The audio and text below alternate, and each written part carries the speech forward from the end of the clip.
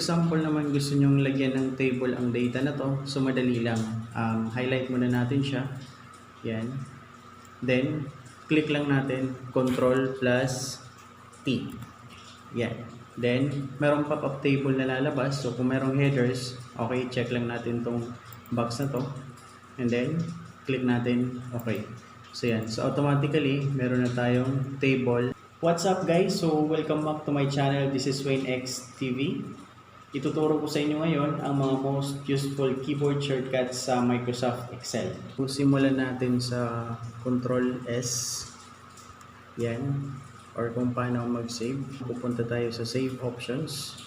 And then, sunod naman is Ctrl P. Yan. So, automatically, mapupunta naman tayo sa Print Options. Yan. Then, balik tayo. Next is Ctrl A. Yan, so select na yung data natin. And then, for example naman, gusto natin siyang i-copy. So, click Ctrl C. So, nag-highlight na siya. Meron na siyang running line dito sa gilid. And then, i-paste naman natin. Ctrl V to paste. Yan, so meron na tayong duplicate or copy ng data natin. Okay, next naman is paano maglagay ng current time. Click lang natin Ctrl plus Shift plus semicolon. Yan, appear yung current time natin. Then, kung paano naman ang maglagay ng current date, so, just press Ctrl and semicolon. Yan. So, automatically may date tayo. Then, next naman, kung gusto natin itong mga numbers na to is ma-format in comma. So, highlight lang natin siya. And then, next, Ctrl Shift plus number 1. Yan. Nagkaroon tayo ng mga comma dito sa digits natin. Then next, kung paano naman i-format in date ang mga numbers na to. So, highlight lang natin pababa. Then, press Ctrl plus Shift, then number 3. So, yan. Naging format in date siya. At itong sunod naman is format in currency. Highlight muna natin. Yan. Then, Ctrl Shift plus number 4. Yan. Nag-appear yung currency natin. And then, next naman is format in percent. So, highlight muna natin. Then, Ctrl Shift, then number 5. So, yan. Nagkaroon siya ng percent na sign.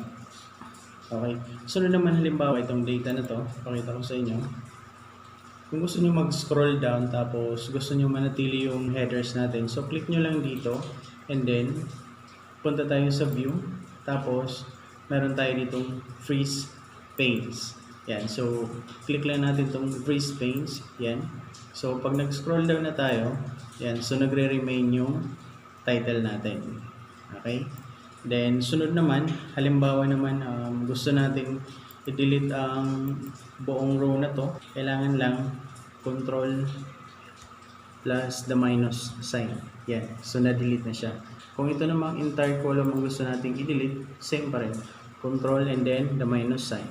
Kung gusto naman natin i-hide ang whole column na to, so gawin lang natin Ctrl plus 0. Kung gusto naman natin i-hide ang whole row na to or entire row, Ctrl plus number 9. Additional tips ko lang sa inyo, kung gusto nyo mag-switch din yung application, so madali lang. Ang shortcut dito ay Alt and Tab. Yan. So meron tayong pagpipilian, pwede tayong mag-switch ng application. Sana nagustuhan nyo ang video na to at sana ay may natutunan kayo. And please don't forget to click like and subscribe at click nyo rin ang notification bell at ilagay nyo sa all para ma-notify kayo sa mga bagong videos ko. And thank you so much for watching. See you in my next video.